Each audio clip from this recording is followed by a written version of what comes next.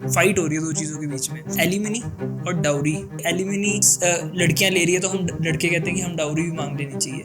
देखो, कुछ laws are meant to be biased. Equality doesn't mean mechanical equality. एक patriarchal society में हम कैसे कह देंगे कि मेल फीमेल इक्वल है?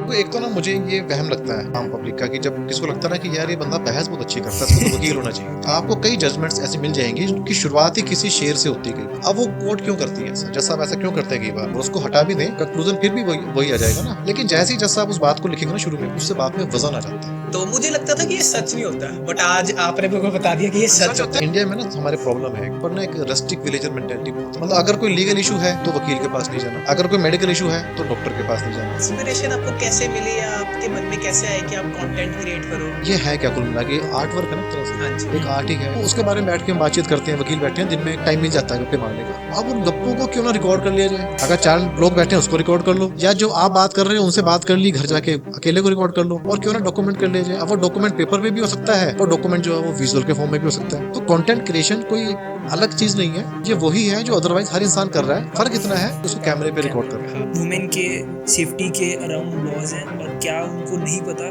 जो एक लॉयर के थ्रू आप उनको बता सकते हैं कि ये अवेयरनेस होनी चाहिए। देखो, एक तो मैटरनिटी बेनिफिट एक्ट और sexual harassment at work place अब बहुत कॉमन चीज है, बहुत रैम्पेंट है। उसके लिए लॉ बना हुआ है, पॉश बोलते हैं इसको, prevention of sexual harassment at work place. What are the few labour laws every employee must know? तो सीटीसी हो गई, उसके वर्किंग आवर्स हो गए, उसका कंपनसेशन हो गया, उसकी ग्रेचुटी होगी, उसका पीएफ हो गया। ये सब चीजें हैं जो उसको पता होनी चाहिए। There may be a time कि एडवोकेट की जगह हो सकता है कि एआई जनरेटेड काउंसिल जो है वो आर्ग्यू कर रहा है। बट एआई एक अनबायस्ड जज नहीं हो सकता।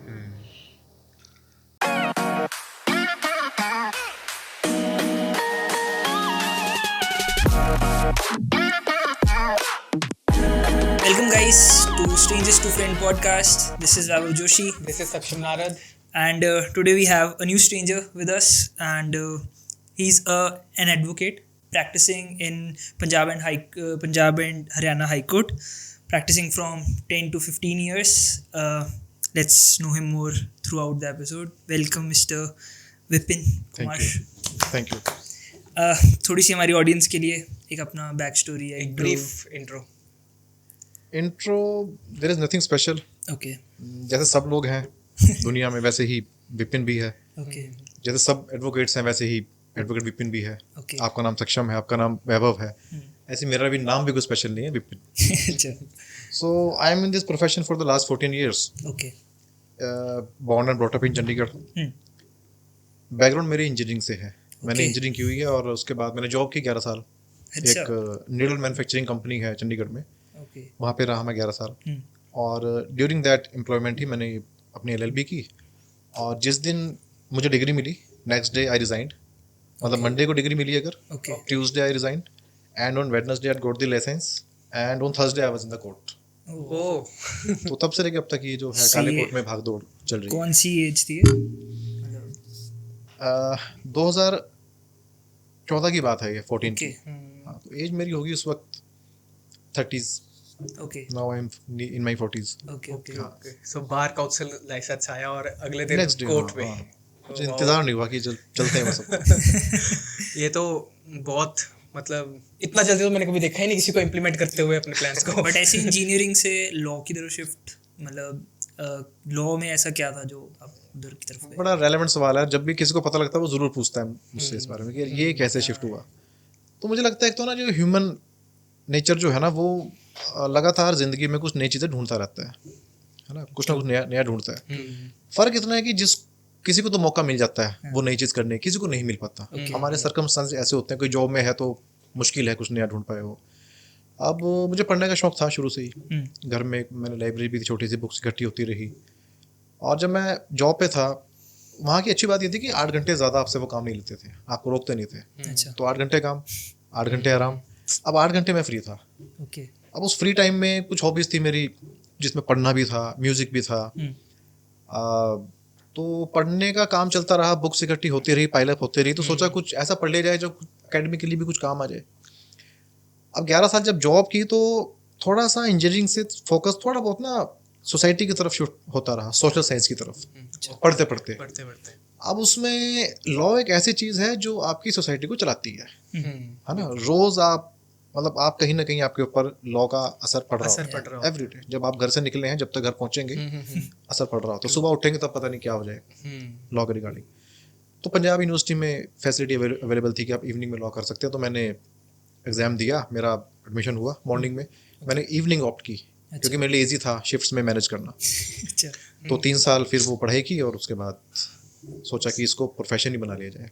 ओके। ओके। कोई ऐसा स्पेसिफिक स्किल था आपके अंदर या फिर कोई ट्रेड था जिससे आपको लगा कि बेटर लॉयर बनोगे इंजीनियर बनने से? कुछ ऐसा होता है ना कि कुछ होते हैं कि हम बड़े लड़ाके होते हैं या फिर डिबेटिंग में अच्छे होते हैं, हमें नेगोशिएट करना अच्छा आता है, तो वो कहते हैं कि यार that's why I choose to be a lawyer. तो ऐसा आपके अंदर कोई स्किल? देखो, एक तो ना मुझे ये वहम लगता है आम पब्लिक का कि जब किसको लगता है ना कि यार ये बंदा बहस बहुत अच्छी करता है, इसको तो वकील होना चाहिए। अच्छा, हाँ, ये तो ये सच्चाई नहीं है, ओके।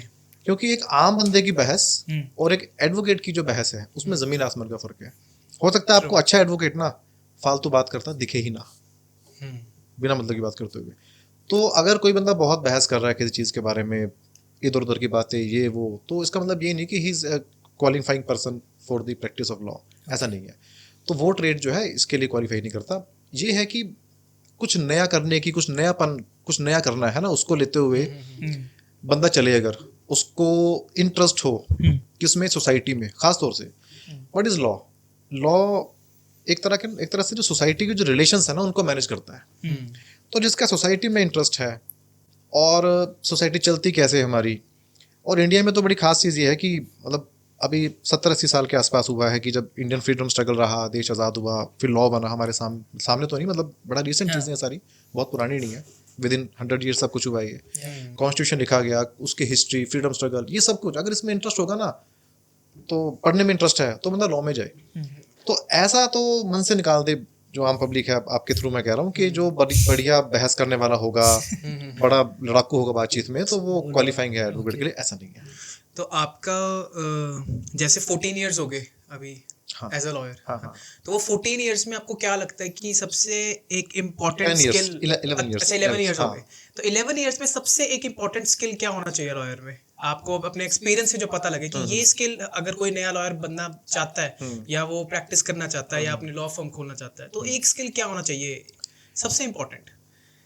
देखो, कुछ चीज़ें तो ऐसी जो कॉमन होती हैं सब में, हर प्रोफेशन में, हर काम में, कि हार्ड वर्किंग हो, ये हो, वो हो, स्ट्रगलिंग है, दिन रात एक करते, ये तो तो हर हर एक जगह हर चीज़ पे में है। चाहिए। या लॉ में कुछ चीज़ें स्पेशल भी है ना, आपको मतलब सबसे बड़ी बात है जो कई बार हम पढ़ने से डरते हैं ना, कुछ लोग डरते हैं पढ़ने से। अब उसमें उस बंदे का कसूर नहीं है, हमारा जो एजुकेशन सिस्टम है वो ऐसा है कि इंटरेस्ट नहीं पैदा कर पाता पढ़ाई में। लेकिन लॉ की पढ़ाई बहुत इंटरेस्टिंग है।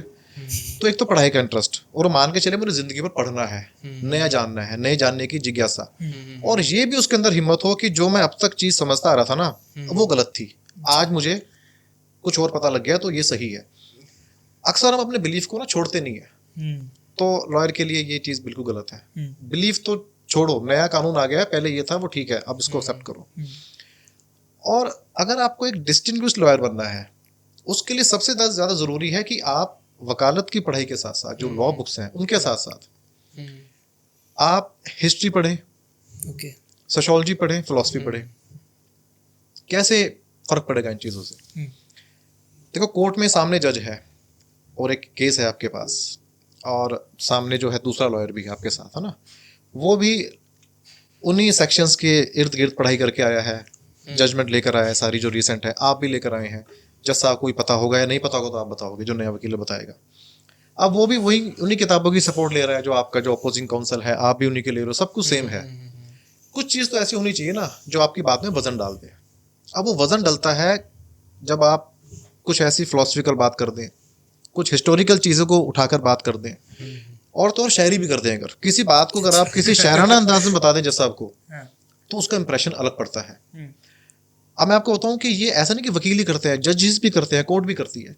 आपको कई जजमेंट्स ऐसी मिल जाएंगी जिनकी शुरुआत ही किसी शेर से होती है कई बार, ठीक है, और किसी शेर से होगी या किसी हिस्टोरिकल इंसिडेंट से होगी या किसी अच्छे ऑथर, बड़े ऑथर की बुक से कोई पैराग्राफ उठा के होगी।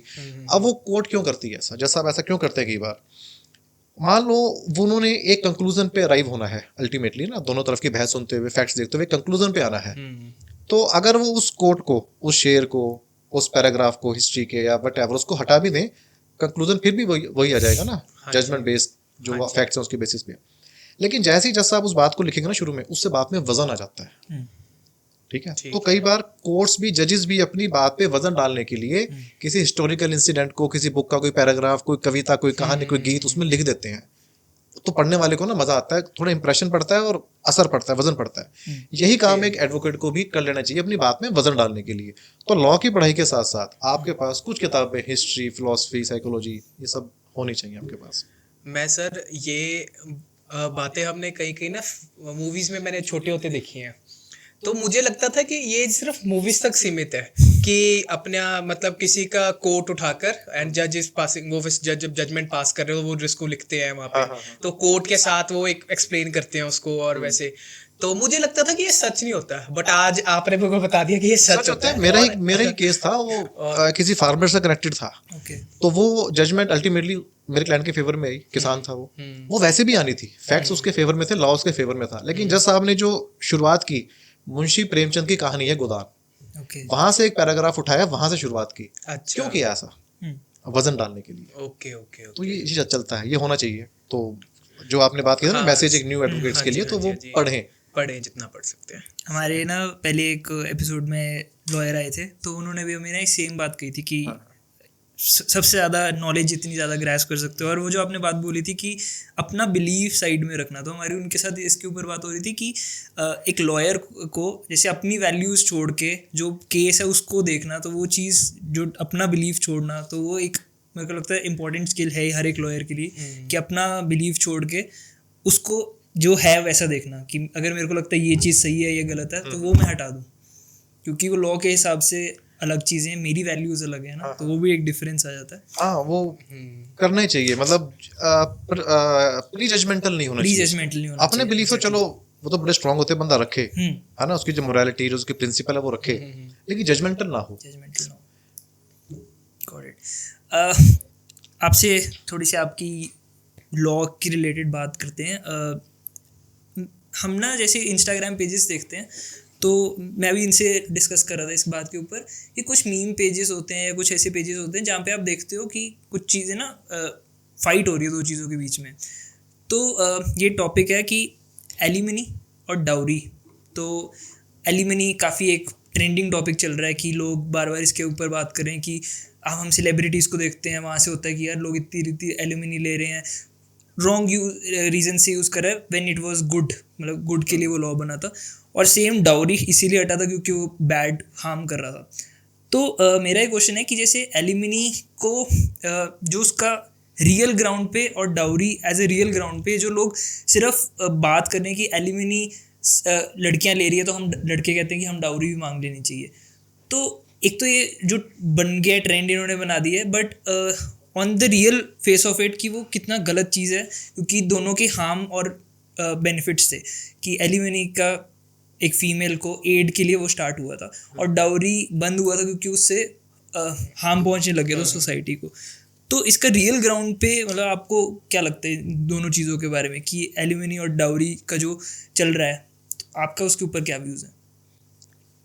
देखो, ऐसा कोई टकराव तो नहीं है इनमें। ओके, ठीक, डाउरी जो है वो तो कर्ज है, ओके, इसीलिए वो इलीगल है, अनलॉफुल है, क्राइम है। ठीक, एलिमनी एक ब्लेसिंग है okay for women.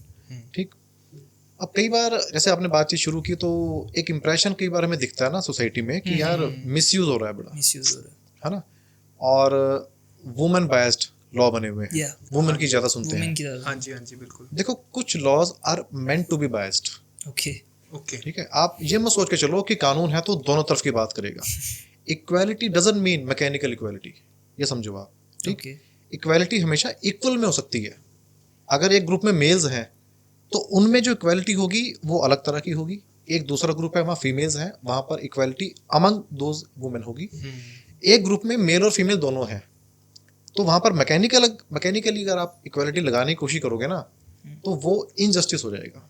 Okay, meaning there bye कि हमारी सोसाइटी बड़े लंबे टाइम से अभी तक भी एक पैट्रियार्कल सोसाइटी रही है ना, पुरुष प्रधान इसको बोलते हैं। और ये डॉरी हो गया या और सती प्रथा चलो खत्म हो चुका है, और विडो रीमैरिज ना होना, और यहाँ तक कि अभी भी जो चीज़ हम देखते हैं ना कि वुमेन को घर तक ही सीमित रखना, ये सब पैट्रियार्की के ही वो सब हैं और कर्ज हैं ये सब कुछ। और आज की डेट में हम बात करें कि वुमेन इंडिपेंडेंट है, वो जॉब करे, काम Yeah. करे, मुझे तो कई बार लगता है it's a trap for a women. मतलब इंडिपेंडेंस के नाम पर आपने उनको वर्किंग का एक एटमोसफेयर दिया, बहुत अच्छी बात है, लेकिन जो एक दायरा पहले बनाया था ना घर का, किचन का, Yeah. उससे नहीं हटाया अभी तक।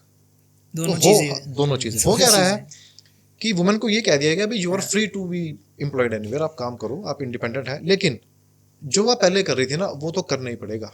एडिशनल है कि आप बाहर भी काम करोगे और आप घर पे भी काम करोगे। ऐसा है कि नहीं है? बिल्कुल है ना? आप अपने घरों में देख लो, अपने आस पड़ोस सब जगह ऐसी है। लेकिन मेल के साथ ये प्रॉब्लम नहीं है।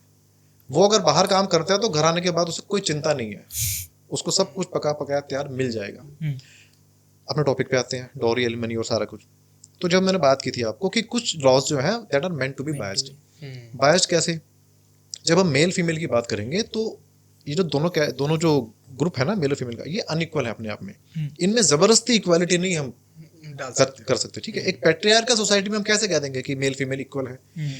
तो उस इनइक्वालिटी को दूर करने के लिए आपको कुछ प्रेफरेंशियल ट्रीटमेंट एक ग्रुप को देना पड़ेगा जो कि अब तक विक्टिम रहा है। तो ये जो वुमेन सेंट्रिक लॉज हैं ये बायस्ड ही हैं और ये बायस्ड ही होने चाहिए। ये बायस्ड होंगे तभी ये कामयाब हो पाएंगे।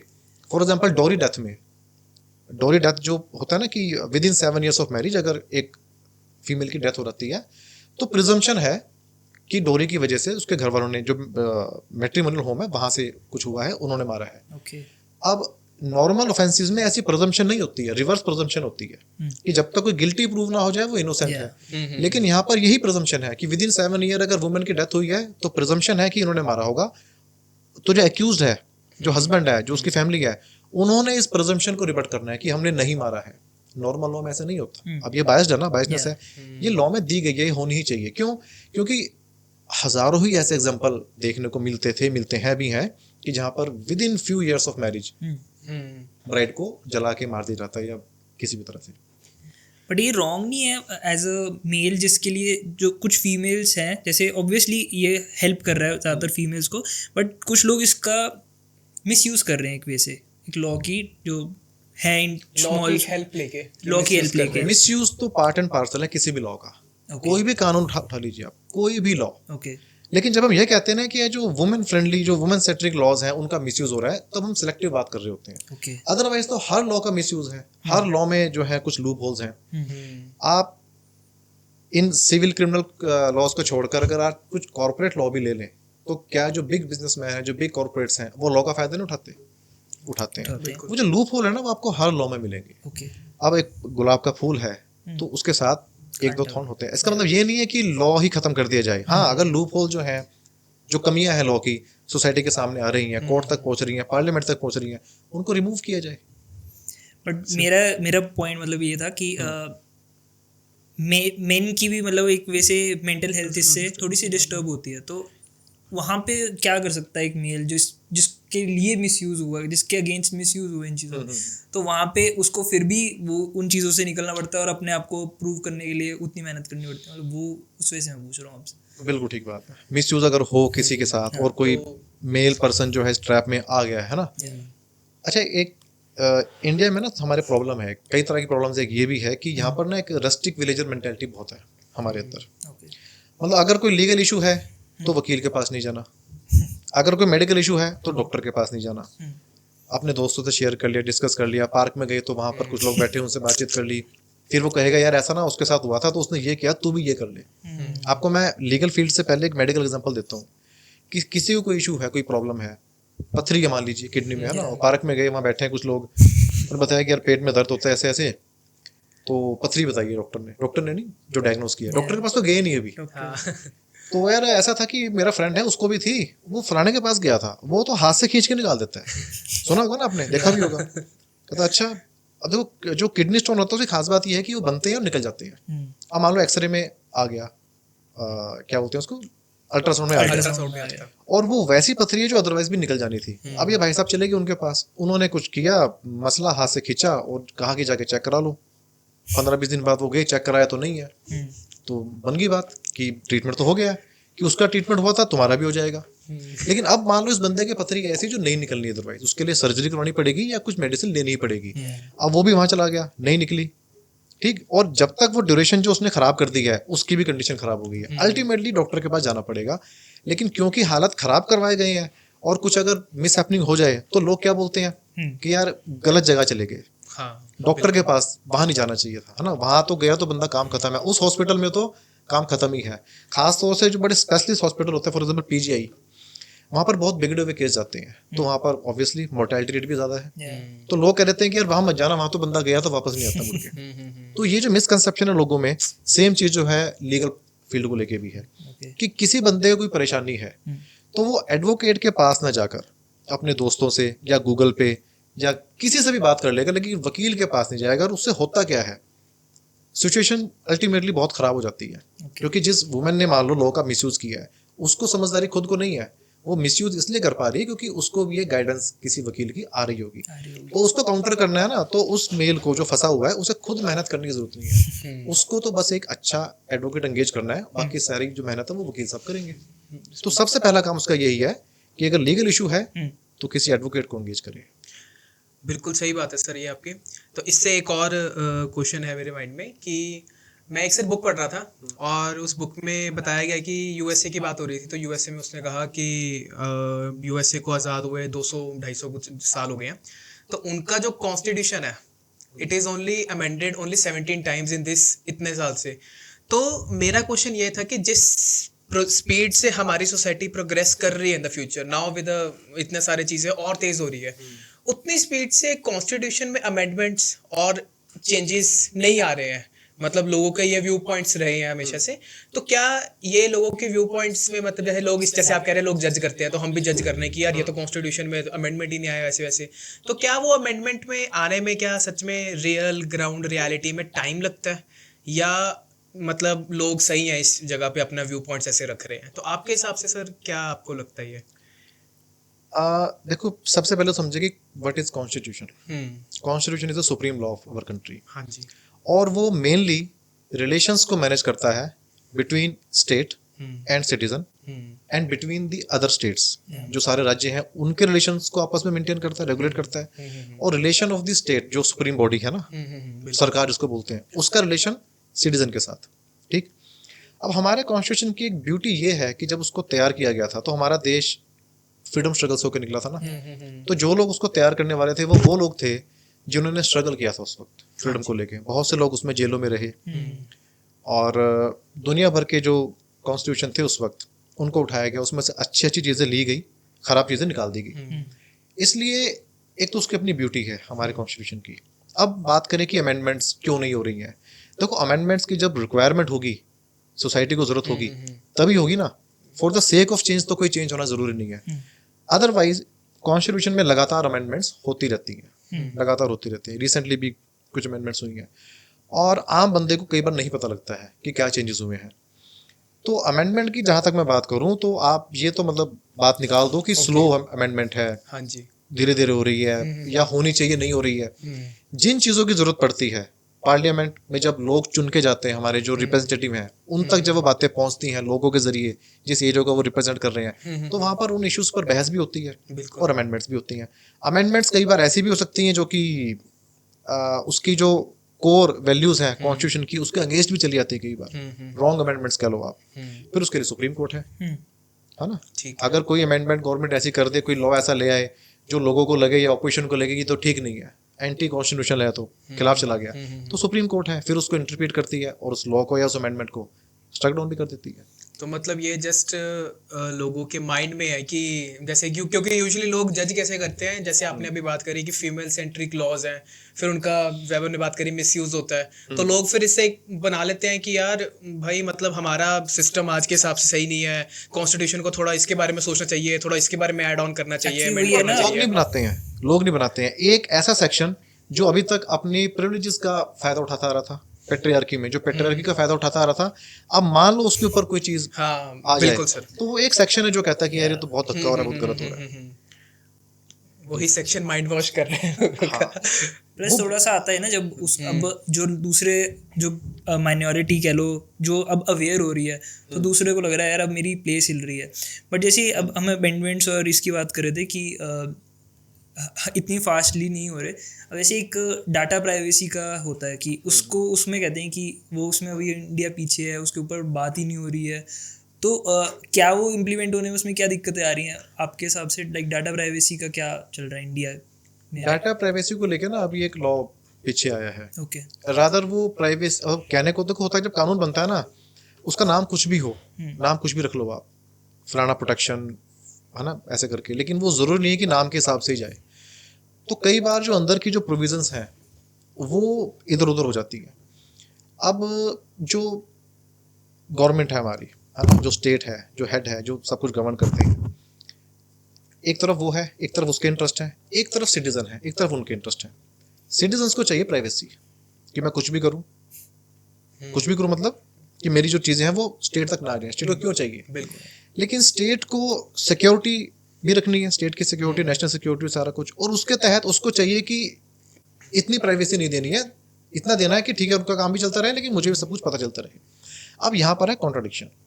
तो एक तरफ जो प्राइवेसी है वो है सिटीजन की, और जो नेशनल सिक्योरिटी को मेंटेन रखना है वो रखना है स्टेट ने, और उसके लिए जितनी वो प्राइवेसी दी गई है उसको स्टेट ब्रीच कर पाए, उस तक जा पाए, वो पावर भी चाहिए उनको, और सिटीजन को चाहिए कि मेरी प्राइवेसी जो है वो मेंटेन रहे। इसमें कन्फ्लिक्ट रहता है हमेशा। तो इन अब जैसे मैं बताया था आपको शुरू में कि लॉ करता क्या है, वो रिलेशंस को मेंटेन करता है बिटवीन स्टेट एंड सिटीजन। अब यहाँ पर डिस्प्यूट है, सिटीजन कह रहे हैं कि हमें प्राइवेसी चाहिए, स्टेट कहते हैं कि हमें तो चाहिए इन्फॉर्मेशन पूरी हर बंदे की, कि कौन क्या कर रहा है, क्या खा रहा है, क्या पी रहा है ना, सब कुछ। अब यहाँ पर कन्फ्लिक्ट है, इस कन्फ्लिक्ट को रेगुलेट करने के लिए एक लॉ चाहिए। फिर वो लॉ बन जाता है, पार्लियामेंट से पास होता है, वहाँ बहस होती है, वहाँ पर गवर्नमेंट भी है और वहाँ पर ऑपोजिशन भी है। तो जो वो लॉ बनता है आफ्टर डिस्कशन, आफ्टर व्हाटएवर जो कुछ भी है, मेजोरिटी पास करती है, उस लॉ के हिसाब से फिर चीज़ें चल पड़ती हैं आगे। तो डाटा प्राइवेसी के लिए लॉ भी है अदरवाइज, और अगर वो लॉ ना भी होता मान लो, उसके बावजूद भी ये फंडामेंटल राइट भी है, राइट टू प्राइवेसी है ना, article 21 right to life and liberty के अंदर ही कवर होता है ये। लेकिन जरूरतें इतनी बढ़ रही थी कि उसके लिए अलग से एक लॉ लेकर आना पड़ा। तो लॉ है इसके लिए। अब वो कितना इफेक्टिव है, कितनी वो प्राइवेसी को मेंटेन रख रहा है और कितना अथॉरिटी दे रहा है गवर्नमेंट को कि अंदर जाके चीज़ों को निकाल के आ पाए, वो चीज़ें चलती रहती हैं, फिर चीज़ें कोर्ट तक पहुँचती हैं। क्योंकि एक्चुअली पहले इतना जो टेक्नोलॉजी है हमारी, जो हमारी सारी सोशल मीडिया ऐप्स हैं, उनके पास डाटा हमारा ज़्यादा हो गया। लाइक जैसे एक मिसकंसेप्शन जो होती है लोगों की कि फेसबुक हमारी, इंस्टाग्राम हमारी बातें सुन रहा है, कि उसको पता लग जाता है कि ये हो रहा है। बट ये चीज़ें पहले नहीं थी, तो मतलब तब अब ये ज़्यादा नीड हो गया कि हमारा डाटा सेफ होना चाहिए, क्योंकि कंपनीज के पास तो जा ही रहा है, वो वहाँ पर 2 फैक्टर ऑथेंटिकेशन की बात कर रहे हैं, बट वो फिर भी हमारा जब आगे जा रहा है तो वहाँ पे लगता है लोगों को वो आती है कि यार हम लोग कुछ भी अगर बात कर रहे हैं तो ये सेफ नहीं है। But obviously on the flip side वो जो आपने बात करी कि स्टेट सिक्योरिटी, स्टेट के वाइज वो देखा जाए तो दोनों चीजें हैं। मैं सिर्फ उसको ही नहीं प्रेफरेंस दे रहा हूँ कि स्टेट सिक्योरिटी के लिए जरूरी है, सिटीजन की प्राइवेसी भी अपने आप में बहुत जरूरी है। अब आप डाटा प्राइवेसी की बात कर रहे हैं, आप कर पा रहे क्योंकि आप खुद टेक से जुड़े हुए हैं, आपको पता है इस बारे में। लेकिन अगर आप एक आम इंसान के हिसाब से सोचो, जो मेजोरिटी है इंडिया में, उसको डाटा प्राइवेसी से ना कोई मतलब है ना उसको पता है। आम इंसान पता क्या बोलता है कि आपको प्राइवेसी चाहिए क्यों, है ना, आपको प्राइवेसी क्यों चाहिए, आज आप क्या गलत कर रहे हो जो आपको प्राइवेसी चाहिए। जब आप कुछ गलत ही नहीं कर रहे हो तो आपको डर किस बात का है, अगर पुलिस ने फोन मांगा तो दे दो। असल में इंडिया में प्राइवेसी का कॉन्सेप्ट ही नहीं है, है ना, घरों तक में भी नहीं है। ठीक, घरों में एक टीनेज बच्चा है, चाहे मेल है फीमेल है ना, तो बनता तो क्या है कि उसका सेपरेट रूम हो, ठीक, अंदर आपने जाना है तो नॉक करो, परमिशन आएगी तो आप जा सकते हो। लेकिन इंडिया में क्या है, एक तो घर छोटे हैं तो प्राइवेसी वैसी नहीं है, और जहाँ पर है भी अवेलेबिलिटी, कौन नॉक करता है, दिखा अपने फोन में क्या देख रहा था। तो यहाँ पर प्राइवेसी कॉन्सेप्ट है ही नहीं है। जो आज की पीढ़ी है, आप जैसे लोगों के या मेरे जैसे जिनको थोड़ा बहुत पता है प्राइवेसी क्या है, आप जो यंगस्टर्स हैं इस पीढ़ी के, जो है ना, जो टेक्नोलॉजी के साथ खेल रहे हैं, वही इस प्राइवेसी को समझ पा रहे हैं और वही इसकी वैल्यू भी समझते हैं और वही चाहते हैं कि ये मेंटेन भी रहे, ये सिक्योर भी रहे। अदरवाइज जो पुरानी पीढ़ी है उसको इससे कोई मतलब नहीं है। आप शॉपिंग करने जाते हो, आप जाओ शॉपिंग करने और आपके साथ कोई बुजुर्ग आदमी है, आपसे फ़ोन नंबर मांगा जाएगा, आप शायद मना कर दोगे। जब वो बिल बनाते हैं ना, सर ये तो मैंडेटरी है, आप क्या कहोगे, कोई मैंडेटरी नहीं है, बिल काटो आप। लेकिन वो बुजुर्ग भाई साहब इतना भी नहीं कहेंगे, वो कि ठीक है ले लो नंबर, ले लो। ये है। तो इंडिया में कॉन्सेप्ट अभी बड़ा पीछे है प्राइवेसी को लेके, सिटीजन्स के अंदर जो कॉन्शियसनेस है वो अभी है नहीं। सर जैसे अभी हम अपना लीगल सिस्टम देखते हैं तो उसमें हम एक चीज़ ज़रूर देखते हैं अभी हर जगह, और अभी एक ये रूलिंग भी, मतलब सुप्रीम कोर्ट ने भी अभी ये कहा है कि जज की शॉर्टेज, मतलब पेंडिंग केसेस बहुत ज़्यादा हो गए हैं और इतने हमारे पास कोर्ट्स और वो नहीं है कि उनको सॉल्व करने के लिए। तो सुप्रीम कोर्ट सेड कि हम एआई इंट्रोड्यूस करेंगे अभी इसके लिए, और आई थिंक कर दिया है आई गेस कुछ एस्पेक्ट्स पे कि जहाँ पे मतलब हो जाए। तो इसमें मैं जानना चाहूँगा आपसे कि सर ये क्या मतलब ये it will be a benefit और इट विल बी, या मिसयूज इसका भी हो सकता है कुछ, आपको क्या लगता है? मेरी नॉलेज में तो नहीं है कि सुप्रीम कोर्ट ने ऐसा कहा हो कि एआई को Okay. इंट्रोड्यूस करेंगे हम, ओके ऐसा तो नहीं है। टेक्नोलॉजी को इंट्रोड्यूस करेंगे वो है, ओके। ठीक है, कि जो हियरिंग है वो ऑनलाइन हो जाए, तो वो सब चीज़ें फिजिकली ना किसी को आना पड़े, जो रुकावटें बनती थी आमतौर पे वो सब ना हो। पर एआई को इंट्रोड्यूस करेंगे मेरी नॉलेज में तो नहीं है अभी, अगर ऐसा कहा है तो। ओके। लेकिन फिर भी अब एआई है, हर फील्ड में वो पेनिट्रेट कर रही है, पेनिट्रेट लीगल फील्ड में भी करेगी, लीगल में, हाँ जी, कर भी रही है, लोग यूज भी कर रहे हैं उसको, ड्राफ्टिंग से लेकर रिसर्च वर्क तक सब यूज कर रहे हैं। एक बड़ा रिसेंट सा एग्जांपल है अमेरिका का, कि वहाँ पर कोर्ट में केस था, चल रहा था, तो अक्यूज बैठा हुआ है, तो जैसा आपने कहा कि आप अपने काउंसिल को बुला लीजिए, वो कहा जी वो ऑनलाइन अपीयर होंगे, स्क्रीन ऑन की गई तो वहाँ पर जो काउंसिल थे वो एआई थे, एआई क्रिएटेड। अब एआई अपने आप में जितनी है अभी अपनी एम्ब्रियो फॉर्म में है, लेकिन फिर भी थोड़ा सा टाइम लग जाता है आपको समझने में कि ये कोई रियल पर्सन नहीं है। तो कुछ जो सवाल वगैरह किए तो जज साहब ने देखा कि यार ये तो कुछ गड़बड़ लग रही है, क्योंकि उसके चेहरे पे स्माइल थी हमेशा। तो जैसा समझ गए भी ये तो कुछ एआई क्रिएटेड पर्सन है। अच्छा, वो जो बंदा था एक्यूज था, वो खुद ऑनर था उस कंपनी का जिसका एक काम था, एंड द जज गॉट अनॉयड कि आप अपनी कंपनी की यहाँ पर एडवर्टाइजमेंट कर रहे हैं। पहले तो स्क्रीन बंद करवाई और उसको डांट भी लगाई। लेकिन ये जो इंसिडेंट है ये बता क्या रहा है, ये फ्यूचर बता रहा है लीगल फील्ड का। There may be a time कि एडवोकेट की जगह हो सकता है कि एआई जनरेटेड काउंसिल जो है वो आर्ग्यू कर रहा हो, लेकिन हम कहें कि इसको रोका नहीं जा सकता है, कुछ है, लॉ फिर भी सुप्रीम है। अगर एक बार ही लग जाए कि एडवोकेट तो इन पर्सन ही अपीयर होगा, एआई क्रिएटेड नहीं होगा, तो वो खत्म बात, खत्म हो जाएगी। लेकिन फिर भी ये एक फ्यूचर की तरफ इशारा है। बट तो असिस्ट तो ये करने वाला है लीगल फील्ड को। मैं ऑन द फ्लिप साइड देखिए, मतलब जैसे आप अभी बात कर रहे हो कि जो बंदा पेयर हो रहा है वो अपना एआई बना रहा है, वो सब वैसे लॉयर आ रहा है। बट मैं अगर इसको फ्लिप साइड से देखें कि जैसे अब शॉर्टेज ऑफ जजेस का एक हमारा रहा है, इतने सारे पेंडिंग केसेस चल रहे हैं, किसी वे से अगर ये इंडियन लीगल सिस्टम को एआई हेल्प करे कि टेक्नोलॉजी इंडियन लीगल सिस्टम को बेटर कर दे, कि जिससे पेंडिंग केसेस खत्म हो जाए, जो लोग बार बार जिनकी डेट्स लग रही हैं वो चीज़ें मिनिमाइज हो सके, तो एज अ नेशन हमारे लिए वो बेटर होगा। तो मतलब हम, मेरे को लगता है ये ज़्यादा इस साइड एआई ज़्यादा हेल्पफुल होगा, असिस्ट करेगा, चीज़ों को थोड़ा फास्ट कर देगा, जल्दी कर देगा। लेकिन फिर भी हम कहें कि जो जजेस की कमी है वो खत्म हो जाएगी, तो अभी तक तो मुझे लग रहा है कि वो नहीं हो पाएगा, क्योंकि बहुत बड़ी कमी है। क्योंकि सुनने के लिए तो जज चाहिए, जो जजमेंट डिक्टेट करवानी है उसके लिए भी जज चाहिए है। नीचे स्टाफ जो है जिसने डिक्टेट सुननी है, लिखना है, वो भी चाहिए ही है। उसको आप रिप्लेस कर सकते हो एआई से, नो डाउट, लेकिन जो जजेस की कमी है उसको तो पूरा करना ही पड़ेगा, क्योंकि जो क्लरिकल वर्क है एआई मान लो उसको रिप्लेस कर भी लेगा, तो उससे जो स्टाफ की शॉर्टेज है वही कम होगी ना। लेकिन एक जज जिसके पास दिन की कैपेसिटी मान लीजिए 5 या 10 केस सुनने की है, अगर उसकी कोर्ट में लगी 100 केस रहे हैं, तो वो तो कमी एआई नहीं पूरी कर पाएगी ना। बट एआई एक अनबायस्ड जज नहीं हो सकता? अनबायस्ड जज, देखो एआई अभी भी जितना मैं समझ रहा हूं, I am not very tech savvy. हाँ, मैं कहूँगा अभी भी नहीं कह रहा, मैं कह रहा हूँ कि 5-10 ईयर्स आने वाले टाइम पे भी, अगर हम आज की बात करें उसी हिसाब से फ्यूचर की बात भी कर लेंगे, कि एआई अभी भी जो कुछ भी आपको रिसर्च करके निकाल के देती है वो सब है ना जिसपे काम इंसान कर चुका है, वही है ना। एआई अपनी तरफ से कोई नया काम तो नहीं करके दे रही है, बिल्कुल, जिस पे काम हो चुका है, जो कुछ भी पड़ा हुआ है उसी को आपको कंक्लूड करके आपके सामने रख देती है। अलग अलग सिचुएशन में थोड़ा बहुत इंटेलिजेंस को लगाकर वो सामने रख देगी, और वो कितनी भी एडवांस हो जाए, इट विल रिमेन आर्टिफिशियल। कितनी भी एडवांस हो जाए उसको आप कभी भी इंटेलिजेंस नहीं कह पाओगे, वो हमेशा आर्टिफिशियल ही रहेगी। लेकिन जहाँ पर जस्टिस की बात आ जाए, है ना, जिसका इम्पैक्ट सोसाइटी पर, नेशन पर होना है, वहाँ पर आर्टिफिशियल चीज़ों से काम नहीं चलेगा, वहाँ पर इंटेलिजेंस चाहिए और रियल मायने में चाहिए। तो ये कहना कि कल को एक मतलब एआई जो है वो अनबायस्ड जज की तरह काम कर पाएगी, तो उतना ही कर पाएगी जितना काम अब तक हो चुका है। हम्म, ठीक है, और लॉ में तो लगातार नई नई चीजें आ रही हैं। उस नए काम के लिए तो जो ह्यूमन इंटरवेंशन है, जो ह्यूमन इंटेलिजेंस है, वो चाहिए उसकी जरूरत तो रहेगी। चाहिए होगी। एआई से रिलेटेड भी बहुत प्रॉब्लम्स आ रही हैं, जैसे वो फेक कॉल्स वाले स्कैम्स काफ़ी हो रहे हैं, कंटेंट कॉपीराइट के ऊपर इश्यूज आ रहे हैं कि एआई पता नहीं कहाँ से बना रहा है, मतलब जो वही जैसे ह्यूमन ने जो काम किया उसके ऊपर ही एआई वर्क कर रहा है। तो सेम विद हमारे लिए जैसे सोशल मीडिया के लिए होता है कि कंपनीज के लिए अगर हम वो एआई जनरेटेड यूज़ करें तो उस पर कॉपीराइट इशू आता है।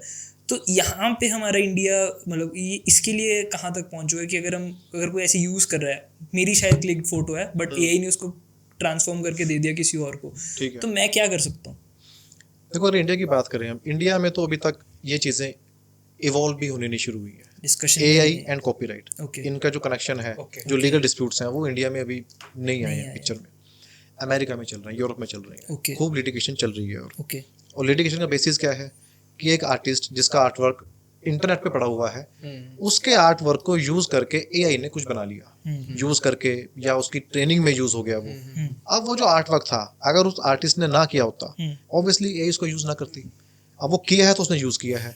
अब किसी का आर्ट वर्क अगर यूज किया गया है, उसकी रॉयल्टी तो उस आर्टिस्ट को मिलनी ही चाहिए। नहीं चाहिए यही आर्टिस्ट के पास है और उसके पास है क्या और। लेकिन विदाउट रॉयल्टी जो है, एआई यूज़ कर रहा जो कंपनी है वो उसको यूज कर रही है। इसके डिस्प्यूट्स अमेरिका में तो खूब चल रहे हैं, यूरोप में खूब चल रहे हैं, इंडिया में अभी तक ऐसा कुछ नहीं आया है। है। ओके कई रीजन है उसके। इंडिया अदरवाइज भी आर्ट में पीछे है, और इंडिया अदरवाइज भी एआई में बहुत पीछे है। आर्ट में पीछे आज की डेट में है। ठीक, हम ये कहें कि इंडिया में आर्ट नहीं है, तो इंडिया में तो बहुत ब्यूटीफुल आर्ट रहा है, अब भी है, लेकिन पीछे कैसे है? पीछे ऐसे है कि अगर हम इंडिया में बात करें, जो एक तो आर्ट की उस हिसाब से वैल्यू नहीं है। कोई भी आर्ट हुआ ना, चाहे आप विजुअल आर्ट्स की बात करें अगर हम, अब आर्ट करने के लिए बंदे को टाइम भी चाहिए। ठीक, फुल फ्लैज कोई आर्टिस्ट है, उसकी वैल्यू उस हिसाब से पड़ नहीं पा रही है। और अगर कोई बंदा एज अ हॉबी आर्ट को ऑप्ट करना चाहता है, उसके पास टाइम नहीं बचता इतना 10-12 घंटे अपनी कंपनी में काम करने के बाद वो कुछ कर पाए। लेकिन अमेरिका में, यूरोप में आर्ट की जितनी वैल्यू है आज की डेट में, जितना फ्री टाइम भी है लोगों के पास काम करने के लिए, तो उनकी ये जरूरत बन गई है कि मेरा जो आर्ट है वो सिक्योर रहे, वो सेफ रहे, एआई उसको मैनिपुलेट उस हिसाब से ना कर पाए। कोई करे तो मैं कोर्ट में जाऊं। इंडिया में ना तो अभी तक एआई किसी के आर्ट को ऐसे यूज कर रही है, अगर कर भी रही है तो उसको पता नहीं है, अगर पता लग भी गया तो उसको ये भी नहीं पता है कि मैं क्या करूं। तो करना तो उसको ये चाहिए कि वो देखे कि मेरा आर्ट कहाँ पे यूज हुआ है, वो कंपनी के ऊपर केस डाले कि without royalty, without any my consent मेरे आर्ट को ट्रेनिंग के लिए यूज किया गया, क्योंकि आर्ट तो उसी का है ना वो। तो ये इश्यूज आएंगे आएंगे ऐसे आएंगे। बट जैसे एडोबी का मैंने देखा था, एडोबी का फायरफ्लाई है, तो वो उनका जो इमेज जनरेशन है, तो एडोबी का जो स्टॉक इमेजेस है, जैसे जो क्रिएटर्स को पे कर देते हैं, उसके बाद उनके पास स्टॉक आ गया, अब तुम्हारा रॉयल्टी नहीं है, अभी हमारा ही रहेगा, तो उसके ऊपर एआई यूज़ कर रहा है। और तभी एडोबी को मतलब ज़्यादातर ब्रांड इसीलिए यूज़ कर रहे हैं क्योंकि वो उनका ही है, ठीक है, और आप उसको रॉयल्टी नहीं पे करनी, तो कोई कॉम्प्लिकेशंस नहीं है, तो वहाँ पर वो सीन हो रहा है। अब देखो वो इस बात का कंसर्न है उनके माइंड में, उनको पता है कि इशू आ सकते हैं, और कल को कोई इशू कितना बड़ा बन जाए लीगल फील्ड में नहीं पता लगता है, तो वो कॉशियस हैं, तो वो कर रहे हैं इसलिए, और इसीलिए जो उसको यूज करने वाले हैं वो उसको ऑप्ट भी कर रहे हैं। हाँ, वही हम उस दिन बात कर रहे थे कि इतना एक्स्ट्रा सेलिंग पॉइंट हो गया कि लोग उनके पास ज़्यादा जाएंगे rather than other people। तो जैसे सर अब बात करते हैं उस पर जो इंडिया के लिए बड़ी प्रॉब्लम है, मतलब इंडियन एम्प्लॉयज के लिए basically I am talking about, अभी मेवा निकला है लेबर डे, तो what are the few labour laws every employee must know, कि वो अभी कंपनी ज्वाइन करने के टाइम हो गया, वो अपने कंपनी में काम करते हो, कि कितने लॉज लोगों को, एम्प्लॉयज को पता ही नहीं होते हैं। तो क्या ऐसे कुछ फ्यूज लॉ आप 3 या 5 बताना चाहिए कि ये तो सबको पता होने ही चाहिए, आपके एक्सप्लॉयटमेंट ना हो, एक्सप्लॉयट ना हो आप अपने एम्प्लॉयर्स के थ्रू। तो ये क्या होंगे सर? देखो मोटे तौर पे जब एक एम्प्लॉय कहीं पे गया, इंटरव्यू दिया, सिलेक्शन होगी, वो लग गया है ना, तो मुझे लगता है थोड़ी जानकारी तो उस पहले दिन से शुरू हो जानी चाहिए उसके लिए। फर्स्ट जो इन्फॉर्मेशन है उसको क्या हो कि जो मुझे सीटीसी कोड की गई है, कॉस्ट टू कंपनीज को बोलते हैं ना, वो एक्चुअल में क्या है और मुझे मिल क्या रहा है। सीटीसी अपने आप में बड़ी वेग टर्म है, कोई इसकी लीगल वैल्यू नहीं है, आप उसमें कुछ भी डाल सकते हो, कुछ भी डाल सकते हो, मतलब कि एम्प्लॉयर ये भी कह सकता है कि भाई जिस कैबिन में आप बैठ रहे हो वहाँ पर एसी लगा हुआ है, उस एसी का इतना बिल आता है, क्योंकि वो खर्चा आपके ऊपर हो रहा है ना, तो वो भी आपकी, क्योंकि कॉस्ट टू कंपनी है कि आप कंपनी को कितने के पड़ रहे हो। अगर आप उस कैबिन में नहीं बैठे हो तो एसी बंद रहेगा, उसकी जरूरत नहीं। आप बैठे हो तो अब वो जो बिजली का बिल आ रहा है वो आपके ऊपर आ रहा है, तो आप कंपनी को इतने का पड़ रहे हो। तो वो तो चाहे तो उसमें कुछ भी डाल दे और कुछ भी बड़ा बना दे उसको, लेकिन जो एक्चुअल वेजेस होंगी वो हो सकता है कि उसका 1/10, 1/5 या 1/2 whatever वो हो। तो पहले तो एम्प्लॉई सीटीसी को समझे क्या है। सबसे इंपॉर्टेंट जो पैरामीटर है उसका वेजेस का, वो है उसकी बेसिक सैलरी। ओके। क्योंकि हर चीज़ की जो कैलकुलेशन है अल्टीमेट, जब वो जॉब को छोड़ेगा या उसको जो बेनिफिट मिलने हैं, चाहे उसका पीएफ है या जब वो 5 साल बाद छोड़ेगा तो उसकी ग्रेचुटी है, वो सब बेसिक पर ही कैलकुलेट होनी है। तो जितनी ज़्यादा बेसिक होगी वही उसके लिए बेनिफिशियल होने जा रहा है। तो सीटीसी के छलावे में ना आकर वो बेसिक को देखे। ये तो शुरुआत होगी इसके काम की। प्लस ये नेगोशिएशन में भी लाइक आपको बेसिक को ज्यादा नेगोशिएट करना चाहिए रहता है एग्जैक्टली, सीटीसी से। उसी को देखे, वो उस पर उसी को बात करे। देखे। अब उसने ज्वाइन कर लिया है, अब वो वर्किंग आवर देखे अपने कि वर्किंग आवर्स क्या है। ओके। अब होता है क्या, ज्वाइन करने के बाद ना कुछ चीज़ें तो एम्प्लॉयर के कंट्रोल से बाहर हो जाती हैं कि एम्प्लॉयर कहे कि आपको तो 10 घंटे 12 घंटे रुकना ही पड़ेगा। अब एम्प्लॉय क्या करेगा इसमें, मजबूरी है, इतनी अनएम्प्लॉयमेंट है, इसी चीज़ का जो है फायदा उठा जाता है, तो वो रुकेगा बेचारा। लेकिन उसको कम से कम पता तो हो कि legally I am entitled for 8 hours only. उसके ऊपर जितना आप मुझसे काम कराओगे तो आप मुझे डबल पेमेंट करोगे। अब पीछे कुछ बात चली थी कि 10 घंटे 12 घंटे 15 17 घंटे काम किया जाए, वो मैं कहूँगा बिल्कुल बेकार बातें हैं। ठीक है, एक एम्प्लॉय में और एक एम्प्लॉयर में बहुत जमीन आसमान का फर्क है मैं कहूँगा।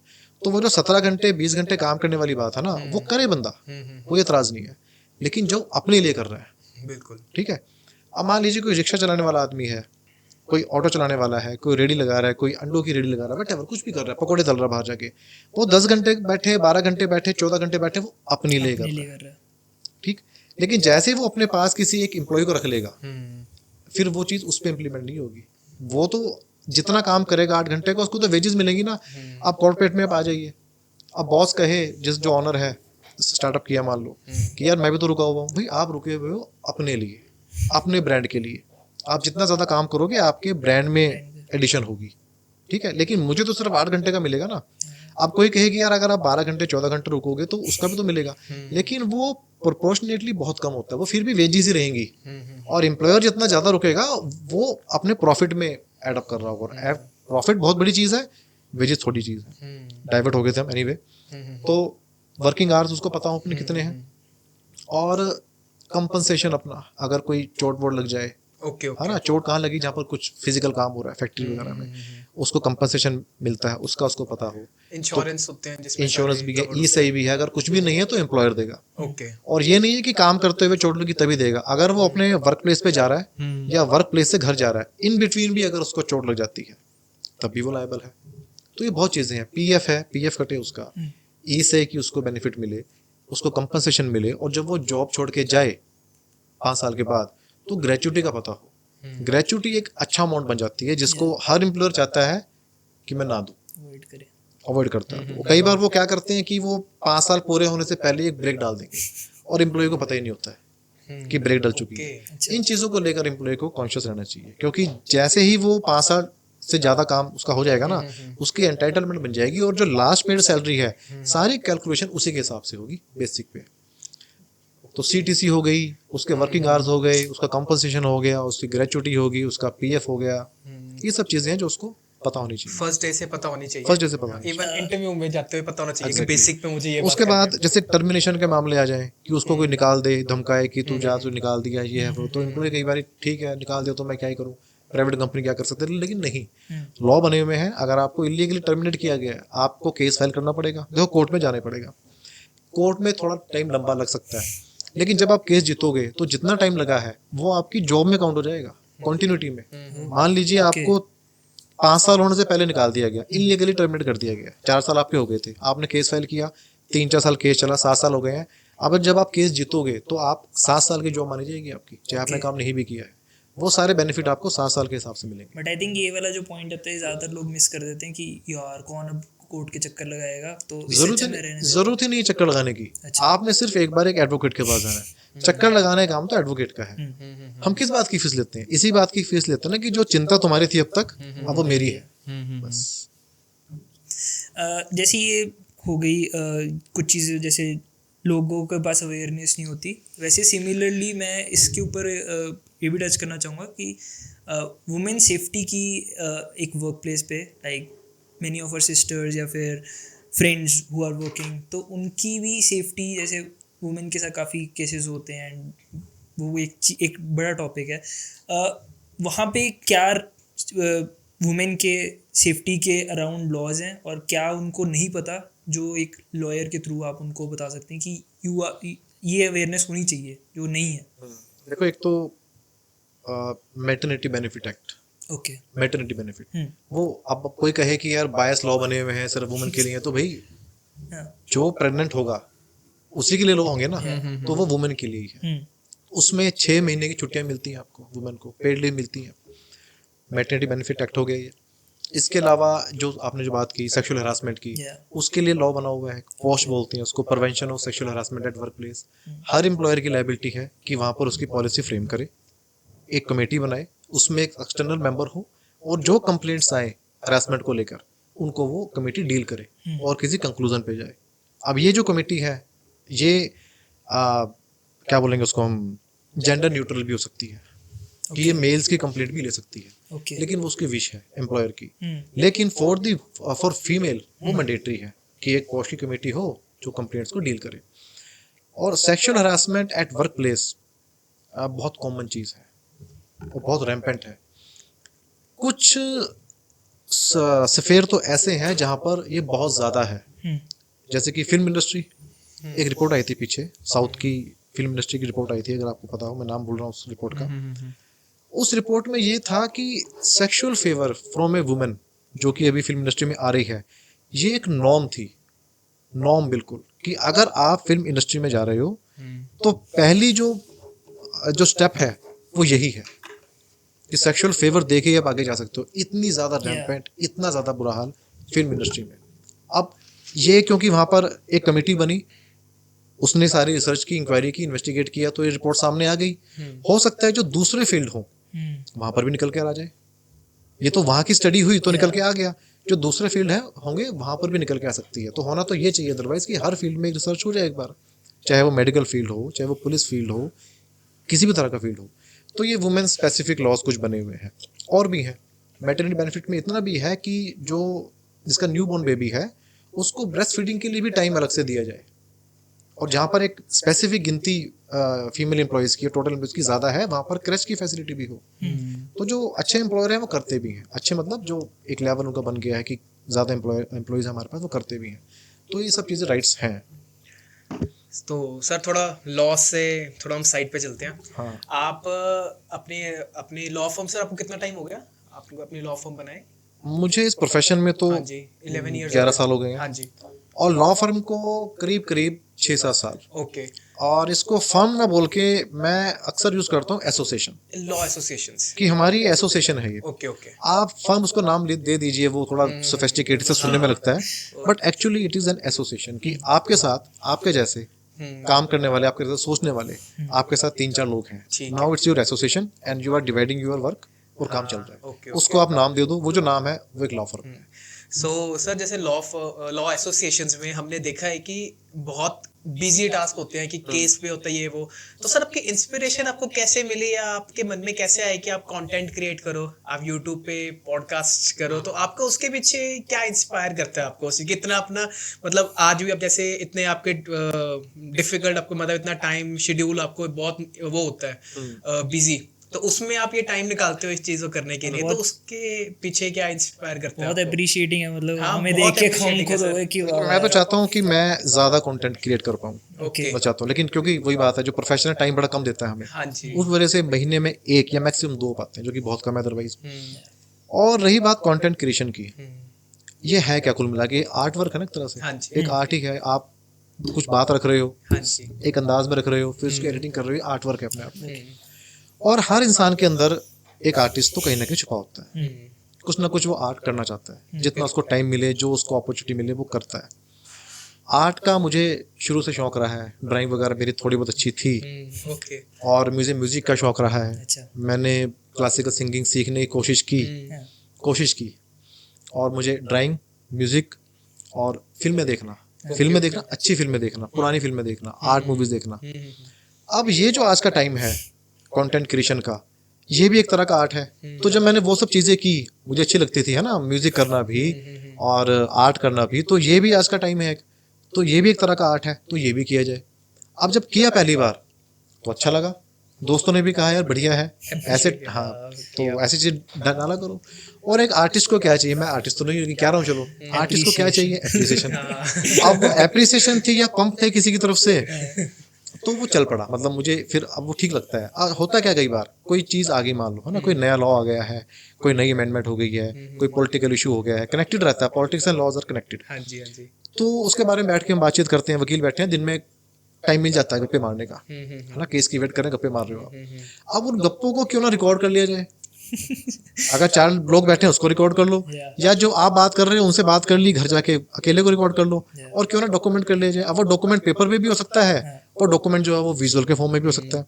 तो कंटेंट क्रिएशन कोई अलग चीज नहीं है, ये वही है जो अदरवाइज हर इंसान कर रहा है। फर्क इतना है कि उसको कैमरे पे रिकॉर्ड कर रहा है। हाँ, बिल्कुल सही। अब कोशिश क्या रहती है, अगर मैं जैसे हम मान लो रूटीन में बात करते हैं वैसे ही मैं बना के डाल दूंगा तो कौन देखेगा उसको, तो थोड़ा सा उसमें आर्ट ऐड करना पड़ता है, इतनी सी बात है बस ये। इससे बेटर मैंने रिप्रेजेंटेशन ऑफ कंटेंट क्रिएशन और आर्ट को कैसे डिपिक्ट किया है, मतलब बेस्ट हैंड्स ऑन। अगर किसी को मतलब बताना हो ना कि क्यों आपको एज ए प्रोफेशन आपको लिटरली कंटेंट क्रिएट करना हो, कि आपको डॉक्यूमेंट कर रहे हो अपनी जर्नी, और ऊपर से आपका प्रोफेशन ऐसे जिससे अवेयरनेस प्लस जनरेट हो रही है, जिससे वो और फायदा। और हर बंदे को अपनी लाइफ में आर्ट क्रिएट करना चाहिए, कंटेंट क्रिएट करना चाहिए। कोशिश तो करो, एक रील बना लो, वीडियो बना लो, एक बना के डाल दो, कोई बात नहीं। सर वैभव, मैं सर से वो कॉपीराइट की परमिशन ले लेता हूँ। हम अब पिच करने जाएंगे ना किसी को, तो आपकी ये वीडियो दिखाएगी कि इसलिए लॉयर बनाते हैं। अरे ये तो आपको अपने करो काम आप, के साथ करो आप। कंटेंट का एक होना जरूरी है। ओपन एक्सेस है इसका। तो हमारा ना एक सेगमेंट है, लास्ट एंड करते हैं वैसे, रैपिड फायर कहते हैं। तो फ्रेंड्स और रैपिड फायर का कॉम्बिनेशन, फायरिंग इसमें होगी क्या होगा? फास्ट क्वेश्चंस होंगे, आपको 1 वर्ड या मैक्सिमम सेंटेंस में आप आंसर कर सकते हो इसको। सबसे मुश्किल होता है लॉयर के लिए किसी चीज को एक वर्ड में करना। आज कुछ नया फिर आदत भी करवाते होती है हैं और वैसे भी बनती नहीं बात जब तक चीज को एक्सप्लेन ना कर दो। कोई बात नहीं, देखते हैं। हो जाएगा सर। एक क्या एडवाइस है जो आपको लगता है जो एक लॉयर या फिर एक लॉ फर्म कर रहा है उसको सुननी चाहिए आपके एक्सपीरियंस से? एक एडवाइस। पैसे के पीछे ना भागो, काम के पीछे भागो। काम आएगा तो पैसा तो पीछे अपने आप आएगा। Got it. Nice. One person, sir, you would like to dine with or sit with or talk with, कोई इंस्पिरेशन आपका, alive or dead, कोई भी हो इस दुनिया में, जिसके साथ आप एक बार बैठना चाहो और उससे सीखना चाहो या उसके साथ बात करना चाहो, कौन होगा वो ऐसा? ऐसे तो कई लोग हैं वैसे। आप 2 बता दीजिए चलो। तो लिविंग और डेड है ना? हाँ, चाहे जो लिविंग है वो होंगे गुलाम अली, ओके गजल गाया Ghulam Ali. Okay okay okay उनके साथ बैठ के बड़ा मजा आएगा मुझे। Okay. ठीक है।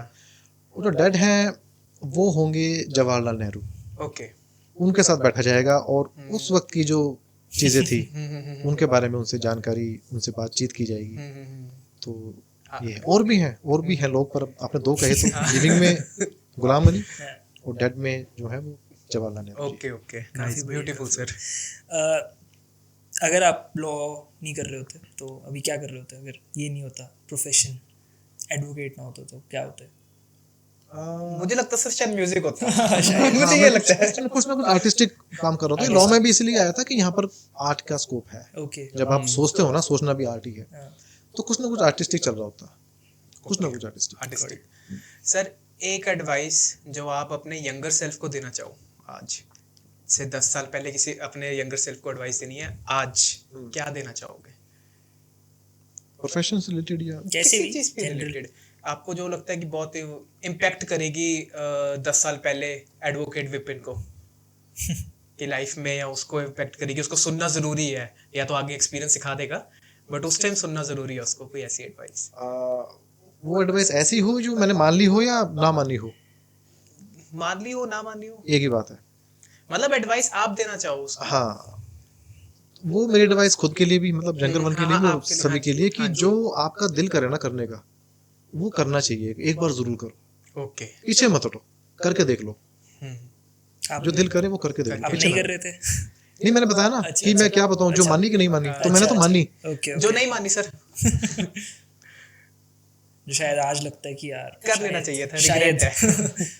मुझे लगता है ऐसा कुछ है नहीं, मेरे जो मन में आया ना मैंने किया। क्या बात है सर। बहुत अच्छा। क्योंकि अब लोग कह देते हैं कि यार तू जॉब छोड़ रहा है अभी, वकालत में जाएगा, तुम्हारे कोई बैकग्राउंड नहीं है, कुछ नहीं है, फैमिली में कोई नहीं है, किसी वकील को जानता तक नहीं था मैं, ठीक है, और मैं जॉब कर रहा था one of the best company in tri city, वहाँ पर मैं था। उसको छोड़ के मैं प्रोफेशन में आया और जीरो से स्टार्ट किया। हाँ, तो वो जो मेरे मन में आया था मैंने किया, बिना ये सोचे कि यार शाम को खाना कैसे मिलेगा, तो करना चाहिए इंसान को। तो मैंने तो जो मेरे मन में आया मैंने किया, इस मनी सारी अपनी। ब्यूटीफुल।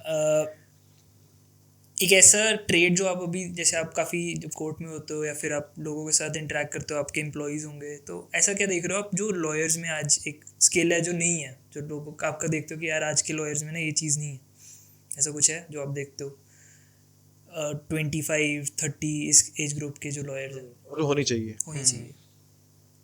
मुझे लगता है कि एक चीज़ तो ना एक वकील में, एक लॉयर में, जो नए पुराने सब में एक होनी चाहिए कि आप इस प्रोफेशन में सिर्फ कमाने के लिए और सिर्फ एज ए प्रोफेशनल नहीं हो। लॉयर के ऊपर ना एक ड्यूटी है, एक सोशल ड्यूटी। उस सोशल ड्यूटी को ज़रूर निभाएं, कोशिश करें निभाने की। मुझे समझता हूँ मुश्किल होता है कि आपने घर भी चलाना है, पैसे भी कमाने, सब कुछ है, लेकिन वो जो सोशल ड्यूटी है ना, उसको ज़रूर मद्देनज़र रखें। और ख़ास तौर से जब हम इंडिया की बात करें, इंडिया में जब फ्रीडम स्ट्रगल चला हमारा, तो उसमें एडवोकेट्स की बहुत बड़ी एक भूमिका, बहुत बड़ा रोल था। वो अपना प्रोफेशन भी करते थे और फ्रीडम स्ट्रगल में पार्टिसिपेट भी करते थे। दोनों में स्ट्रगल को नंबर 1 पे रखते थे, फ्रीडम स्ट्रगल को। प्रोफेशन नंबर 2 पे था। तो मैं कहता हूँ अगर कुछ भी नहीं करना है तो प्रोफेशन को नंबर 1 पे रखो, लेकिन नंबर 2 पे जो आपकी सोशल ड्यूटी है उस पर कोशिश करें कि कुछ काम हो जाए। क्योंकि एडवोकेट जितना पढ़ लिख लेता है ना, सिर्फ ये LLB की पढ़ाई नहीं, उसके बाद भी लगातार इस प्रोफेशन इतना पढ़ता रहता है, उसके साथ कुछ एक्सपेक्टेशन जुड़ जाती है सोसाइटी की कि आपको ज़्यादा पता है, आप कानून समझते हो और कानून से देश चलता है, सोसाइटी चलती है। तो एक मॉरल ड्यूटी वकील अपने ऊपर ले कि मैं नंबर 2 पर प्रोफेशन के साथ साथ कुछ ऐसा भी करूं जिसका सोसाइटी को बेनिफिट हो। और भी कुछ नहीं कर सकता तो कम से कम इस बात की कोशिश करे कि जो हमारे सिस्टम में, जो हायरार्की में बिल्कुल बॉटम पर कोई इंसान है, अगर कोशिश करे उसको ढूंढे और उसका केस जो है वो उसको रिलीफ दिलवाए, बिल्कुल बॉटम पे। देखो जो टॉप पे बैठे हुए ना लोग, उन्हें तो कोई भी मिल जाएगा, उनके लिए है। जो इस हर प्रोफेशन में क्रीम होती है ना, उनके लिए वो है। उनको छोड़ो। आप जो सोसाइटी में बिल्कुल लास्ट की कतार में जो इंसान खड़ा है ना, कोशिश करो उसके लिए कुछ कर लो, चाहे एक के लिए करो। तो ये मैं कहना चाहूँगा, ये होना चाहिए एडवोकेट्स में। एडवोकेट्स के ऊपर एक सोशल ड्यूटी होती है, उसको वो निभाए। बहुत अच्छा लगा सर सुन के मेरे को कि ये कैसी थिंकिंग है आपकी, मतलब ना किस तरह से अलग, बहुत यूनिक आंसर है हमारे ये क्वेश्चन के लिए। मैं भी कोशिश ही करता हूँ अपनी तरफ से, ऐसा नहीं कि मैं कुछ बहुत बड़ा कर रहा हूँ सोसाइटी के लिए, बट सर सोचना, कोशिश सबसे करता पहले सोचना होता है ना, फिर कोशिश आती है कि फिर कोशिश करना आती हो या। ओके सर, अब लास्ट रैपिड फायर क्वेश्चन, एक वर्ड और sentence you describe yourself with. एक वर्ड में अपने को कैसे डिस्क्राइब, क्या डिस्क्राइब करोगे आप? एक शायरी। sentence में, कोई शायरी में हो अपने सकता लिए है, अपनी वर्ड, मतलब एक होता है ना कोट या फिर एक वर्ड जिससे हम अपने आप को डिस्क्राइब करते हैं। मैं एडवोकेट पेशेंट हूँ, मैं विपिन curious- कुमार, और curious आगे लाइन, दुनिया कैसे याद रखेगी, मे बी समथिंग ऐसा सोच सकते हो आप। अब देखो इसका तो जवाब शायद मैं नहीं दे पाऊंगा, दुनिया कैसे याद रखेगी, है ना, मतलब दुनिया तो आप क्या आपको जो चाहते हो? आपके जो एक्शंस है ना उससे डिसाइड करेगी आप कैसे हो। ठीक है, इसका तो जवाब बड़ा मुश्किल है मेरे लिए। आप अभी क्या अपने आप को ऐसा एक वर्ड में डिस्क्राइब करते हो? कोई ट्रेट? बहुत कमी है मुझ में ना, तो मुझे इसी बात का डर लगता है कि मेरे बारे में लोग बड़ा गलत सोचते होंगे, यार ये तो कुछ भी बोल देता है, कुछ नहीं करता। तो वो कमियां मैं समझता हूँ, उनको मैं दूर करने की कोशिश कर रहा हूँ। तो यही चाहता हूँ कि वैसा इंप्रेशन हमेशा ना रहे, मेयर बढ़िया है, अच्छा इंसान है। ओके चाहता ओके, मेरे को लगता है अगर मतलब मेरे को पूरे एपिसोड का समरी करना हो ना तो आर्टिस्टिक होना थोड़ा सा, कि लॉ में भी अगर आप आर्ट, मतलब मैंने कभी ऐसे सुना नहीं कि लॉ को कोई आर्ट की नज़रों से देख रहा है, बट और ऐसी आप कंटेंट क्रिएशन को देख रहे हो, तो आई थिंक आर्टिस्टिक वर्ड हो सकता है। काफ़ी बहुत बढ़िया, हाँ काफ़ी अच्छा लगा आपसे बात करके। थैंक यू आने के लिए। अगर आपका बहुत बहुत शुक्रिया मौका देने के लिए कि बातचीत आपसे बैठ के हुई। किसी को आपको रीच आउट करना हो तो हम कहाँ पे बेस्ट हो सकता है जिससे आपसे किसी को भी मुझे रीच आउट करने के लिए मेरा मोबाइल नंबर है, वो आप शेयर कर सकते हैं डिस्क्रिप्शन में वैसे भी। ओके, और कभी भी feel free to. Sure sure. आपका यूट्यूब लिंक तो डाल दिया हमने। Thank you very much. This was advocate Vipin and we are signing off. Have a nice day. Bye.